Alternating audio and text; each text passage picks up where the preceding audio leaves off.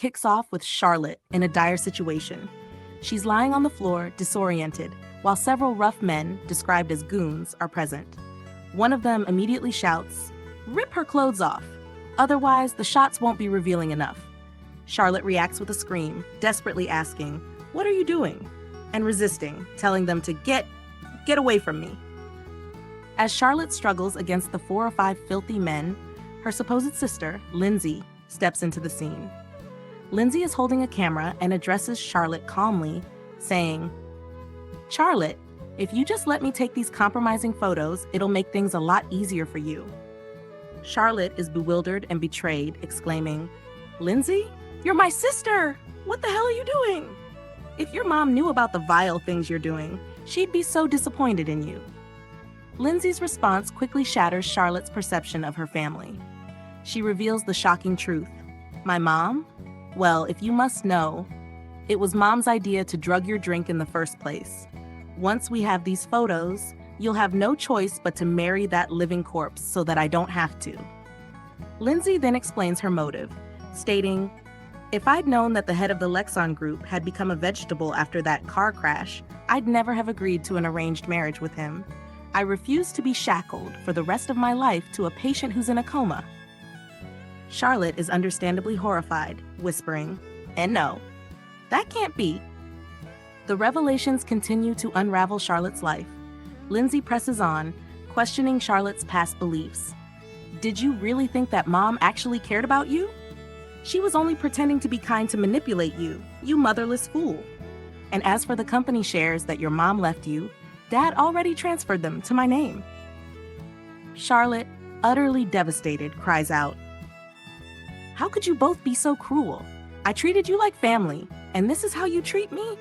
Charlotte manages to get to her feet, clutching her clothes. She confronts Lindsay, expressing her hurt and confusion. "I've spoiled you, protected you, and loved you like a real sister. And yet, you'd ruin me like this just because I refused to marry that man in your place?" Lindsay, still holding the camera, responds with chilling insight into Charlotte's character. "Oh, I know how soft-hearted you are. You've always treated my mom like your own, so of course you'd cave if she played the victim and begged you to marry that man in my stead. But if you just married into the powerful Lou family, you'd slip right out of our control." Lindsay lays out her full, sinister plan to maintain control over Charlotte. She coldly states, "The only way to keep you obedient forever is to make sure that you're so tainted and broken that you could never, and then everything that your mother left you will rightfully be mine." She then casually orders the men, "Drag her away from that window. This is the 25th floor. There's no way she'd actually jump. Have as much fun with her tonight as you'd like, boys. Just don't kill her or maim her too badly." One of the men grabs Charlotte, saying, "Thanks so much for this, Lindsay. Come on now, Charlotte, let's have some fun." Charlotte fights back, pushing the man hard and exclaiming, "Get away from me." She notices her heart racing, thinking, "Why is my heart suddenly racing so fast?" Lindsay, observing her, reveals the aphrodisiac, stating, "I slipped 6 doses of aphrodisiac into your drink, 6 times the amount people normally take. Looks like it's kicking in. Soon you'll lose all self-control, and you'll start writhing like an animal in heat." Heh! Another goon warns, "Stop struggling. This entire loft is mine, and everyone here answers to me. There's no escaping." Despite this, Lindsay, impatient, orders, "Why are you all just standing around? Grab her, now! I don't care if she gets hurt. Just pull her down from the ledge." Charlotte, standing near the window, delivers a final defiant scream. "Lindsay Sue, I'll haunt you from the grave," and then leaps. Lindsay is utterly shocked, exclaiming, "She actually jumped." The scene shifts dramatically. Charlotte wakes up, feeling pain and thinking, "Ugh, my face hurts so much. It feels like I've just been slapped." She then has a flashback to her father's harsh words. "Tomorrow you will marry the Lou family's heir in your sister's place. That guy's practically a living corpse. How could you bear to see your sister shackled to a human vegetable for life? You're the older sister, and you should start acting like it. How can you be so selfish? You're a disgrace." Charlotte immediately recognizes the parallel, thinking, "Why does this scene match the moment from 3 hours before I was forced to jump? Back then, Dad demanded that I marry the Liu family's heir, who's currently in a coma, so that Lindsay wouldn't have to. She recalls, when I hesitated, my stepmom provoked him, and then he struck me, just like now. She pinches herself to confirm reality, thinking, ouch, that was real pain. I've been reborn. I've been reborn to a point in time that's 3 hours before the drugging, the humiliation, and the fall. With this astonishing realization, Charlotte understands the opportunity she's been given. She vows revenge, thinking, did the heavens send me back in time to set things right? Lindsay Sue, Ingrid Lynn, every betrayal, every cruelty you inflicted on me in my past life, I'll make you repay it 1,000-fold. Her father's voice cuts through, reiterating his ultimatum. If you refuse to take Lindsay's place tomorrow, then get out. I'll disown you. Her stepmother attempts to mediate, saying, darling, please don't be so harsh with her. Charlotte may be stubborn, but she's still your daughter. She'll listen. She's never really accepted me as her stepmother. She won't even do this one small thing for Lindsay. To everyone's shock, Charlotte defiantly declares, I will marry him. She internally acknowledges her strategy. The only way I can break free from my family is by marrying the Liu family's heir. Lindsay, seeing Charlotte's apparent capitulation, excitedly tells her mom, Mom, she finally agreed. Lindsay's mom, meanwhile, thinks, that idiot caved faster than I expected. Charlotte then stuns them all by setting a condition for the marriage. She addresses her father, stating, Dad, I'll marry Vincent Liu, but only if you give me 60% of the company's shares as my dowry. Her stepmother immediately protests, What?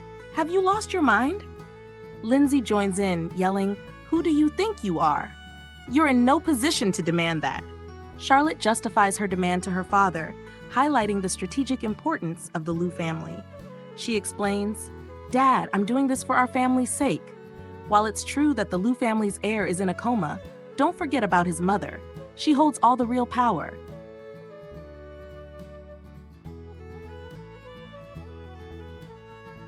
Strategic importance isn't just rich. Their influence is unmatched. We need this alliance. Lindsay, confused, just says, Charlotte? Her father, swayed by Charlotte's logic, agrees, fine. 60% of the company's shares it is. Lindsay starts to protest. Dad, no, I won't allow. But her mom quickly stops her, saying, That's enough. Calm down. Charlotte's a pushover. Once things are settled at the company, I'll just sweet-talk her into transferring those shares back. Her mom's company will still be yours in the end. I know it's hard, but your father's still angry right now, so you need to put on a good face. Lindsay, still fuming internally, thinks, Enjoy your little victory while you can, Charlotte. You stole from the wrong person. By the time I'm through with you, you'll wish you were dead. Outwardly, she puts on a fake smile for Charlotte. Thank you for helping me, Charlotte. You always be my favorite sis. But Charlotte swiftly delivers a hard slap across Lindsay's face. Lindsay is stunned, thinking, Did she bitch slap me? Her mother immediately scolds Charlotte. Have you lost your mind? How dare you slap Lindsay? Her father also reacts, moving to strike Charlotte and demanding, You vile girl, what's wrong with you? How can you call yourself her elder sister after hitting her like that, and you still refuse to face the consequences? Charlotte turns the tables, asserting, Me? She's the one who started this whole arranged marriage fiasco. If she really thought of me as her elder sister, she would never have forced me to take her place in this marriage. Besides, if Lindsay actually had any respect for you, she would never have gotten engaged to the Liu family's heir without your explicit permission. Lindsay attempts to defend herself, claiming, Don't listen to her, Dad. I did that to save your company from a crisis. Charlotte doesn't let up, exposing Lindsay's lies. She sarcastically asks, What a joke. Would the company even be in a crisis right now if you hadn't gotten yourself into an ambiguous relationship? Charlotte continues to lay bare Lindsay's past betrayals. Dad came up with all sorts of ways to get you engaged to Raymond Liu just because you liked him when you were younger.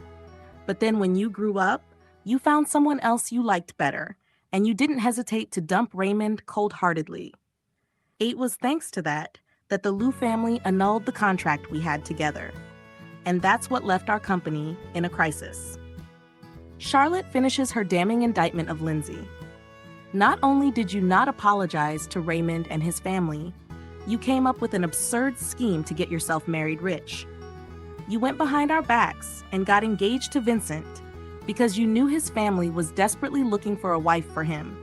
None of this would have happened if you hadn't cheated in the first place. It just proves that you've got no respect for Dad at all. Lindsay, furious, calls Charlotte a brat. Never knew you had such a mouth on you.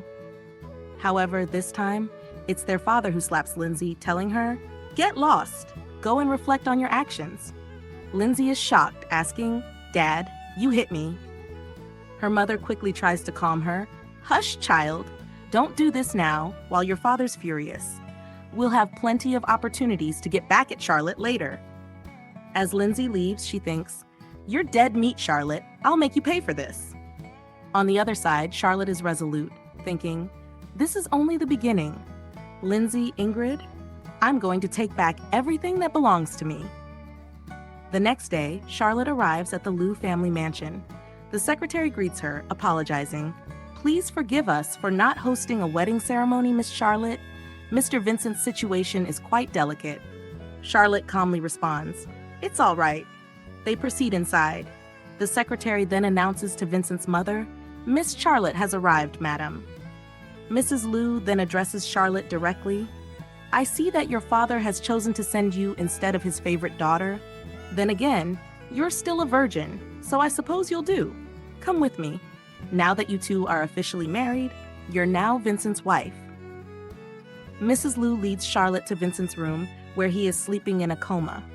Charlotte immediately notices him, thinking, so he's the CEO of the Liu Group who's been in a coma for the past 2 years due to an accident?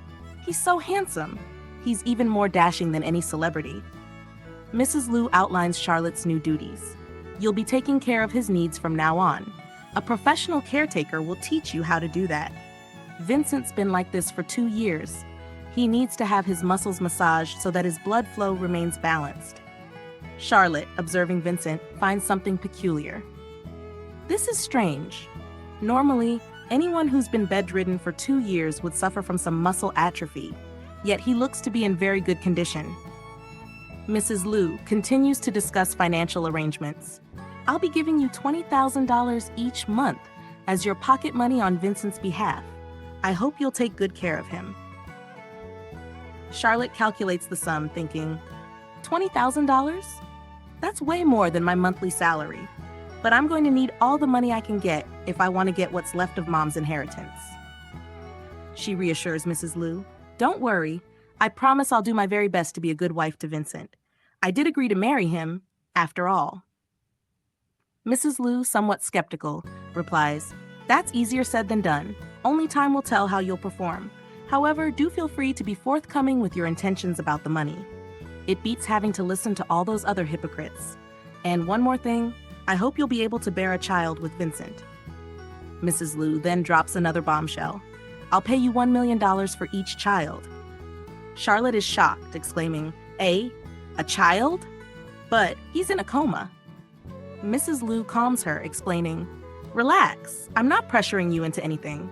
Vincent may have been in a coma for the past 2 years, but his body functions as well as any other person's and is capable of fathering children as well." She then delves into the family's unusual circumstances. "You probably don't know too much about our family's situation. After all, we've basically kept everything private. Vincent's got 2 younger siblings, a sister and a brother. But for various reasons, it's going to be rather difficult for them to get married when they grow up." Mrs. Liu concludes her demands, reiterating her desire for grandchildren and her promise of protection. "Anyway, I hope I'll be able to witness the birth of my grandchild soon. You two should try to have a few children while Vincent's body is still functioning normally. Who knows if that's going to change in the future. You aren't highly educated, nor do you have anyone backing you. But I don't need you to be as outstanding as other people's wives. As long as you're able to bear Vincent's child, I promise I'll protect you from any harm that might befall you." Charlotte responds confidently, "Don't worry, that will never happen. I promise I'll be a good wife to Vincent. Besides, not only will our child be able to inherit the family business, you'll also be taking excellent care of them. So I know we're in good hands. She reflects internally on the favorable terms. And on top of all that, I'll be rewarded handsomely every month. So this isn't a bad arrangement for me at all. Many married women have to work while raising their children, and they have to give pocket money to their in-laws as well. It's far worse if the husband's got a nasty temper and gets abusive with their wives or has an affair. I'm definitely at an advantage here. Mrs. Liu, heading out of the room, tells Charlotte, "You sure are a sweet talker. Let's hope you remember everything you've just said and act on it." She then instructs her butler, Henry. "Henry, please teach Charlotte how to take care of Vincent." The butler immediately addresses Charlotte. "It's time for Mr. Vincent's bath now, Miss Charlotte." Charlotte confidently replies, "I am on it." The butler, doubting her strength, advises, "You should let me do that instead. I don't think you'll be able to carry him. You only need to wipe his face." However, Charlotte insists, holding Vincent, "It's all right, I can do this. Carry."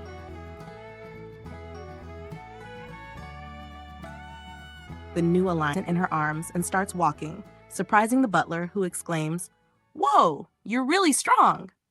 Charlotte explains, "I used to move cargo for work, so I'm stronger than I seem." She then places Vincent in the bathtub and asks the butler, "Do I start washing him now?" The butler, somewhat flustered, says, "Yes, I'll be heading out now, but please call me if you need anything." As he leaves, Charlotte, now alone with Vincent, thinks, "I should probably take off his wet clothes first. I know I've prepared myself for this, but it's still a little embarrassing. No, I've got to snap out of it. I'm just giving my comatose husband a bath. Piece of cake." It's not so easy to take his clothes off while he's in the water. Next time, I should probably just take them off before carrying him into the bathtub. The water's a little too deep for me to be able to find his pants button. As she tries to reach for his clothes, she accidentally touches something unexpected, thinking, "What is this? Is that? Eek! How did I end up accidentally touching that? Oh no, the water's too deep for me to take it off. Whatever, he's in a coma. I really don't need to feel embarrassed."